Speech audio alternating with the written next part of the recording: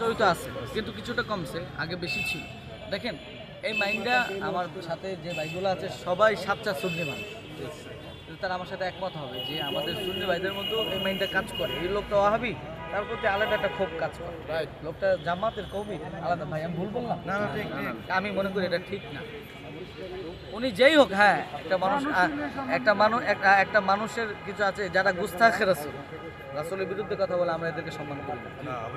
কিন্তু একটা মানুষ সে যেই দলের লোক হোক, দলের কারণে তাকে আমরা অসম্মান করতে চাই না, এবং আমার এই ভাইরা এটা করে না। তবে এটা আছে, তবে এটা ব্লেম সুন্নিরা বেশি স্বীকার হয়।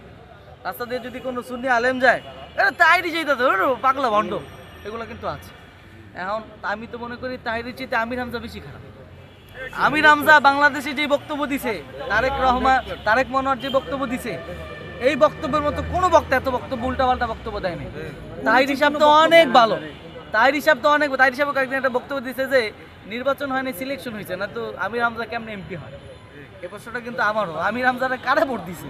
আচ্ছা, সে ভোট দিয়ে এমপি হয়েছে হোক, তো আমির হামজা যদি মানে এমপি হতে পারে আর সে যদি গুরুত্বপূর্ণ ব্যক্তি হতে পারে, তাহলে সুন্নিরাও গুরুত্বপূর্ণ, ঠিক আছে না? তো সুন্নিদের কিছু প্রত্যেকটা ঘটনার মধ্যে কিছু বাড়াবাড়ি আছে, ছাড়াছাড়ি আছে। সুন্নিদের মধ্যে নাই, আমি এটা বলবো না। কওমিদের মধ্যে আরো বেশি আছে, জামাতের মধ্যে, আলে হাদিসদের মধ্যে আরো বেশি আছে। আলে হাদিসের শায়েখরা আমাকে যে পরিমাণ গালিগালাজ করে হানাফিদেরকে, হ্যাঁ, এগুলো বেআইনি, কোনোভাবে উচিত না। হ্যাঁ, আমার একজন আকিদার বিপরীত, তার সাথে আমি লড়বো দলিল দিয়ে, গালিগালাজ করে না।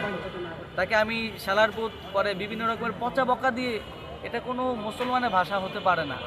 আমরা তো সবাই মুসলমান, আকিদাগতভাবে কেউ কাছে কেউ দূরে, আলোচনা জামাতের কাছাকাছি কেউ দূরে, কেউ আকিদাগতভাবে, কিন্তু আমরা মুসলমান হিসাবে আমাদের ঐক্যবদ্ধতার জায়গা থাকতে হবে। এবং আমরা যদি ঘটনা ভিত্তিক দ্বন্দ্বগুলো এই সময়টাও বেশি করি, যে একটা ভাই সে কওমি, জামাতি বা সুন্নি, তার মানে তার সাথে আমার চলা যাবে না, তাকে দেখলে কথা বলবো না, দূরে থাকবো। ভাই আমি যদি সুন্নি হই, আমি যদি মনে করি আমার ভাইটা বিপক্ষে আছে, তার ভুল আছে, আমি যদি তার সাথে না মিশি, তাহলে কি সে সঠিক পথে আসতে পারবে? আমি আমার সত্য কথাটা বলার জন্য হলো অন্তত তার সাথে মিশবো, আন্তরিকতা রাখবো। সে যদি না মানে তার ব্যাপার, তবে আমি তার সাথে আন্তরিকতা বজায় রাখবো।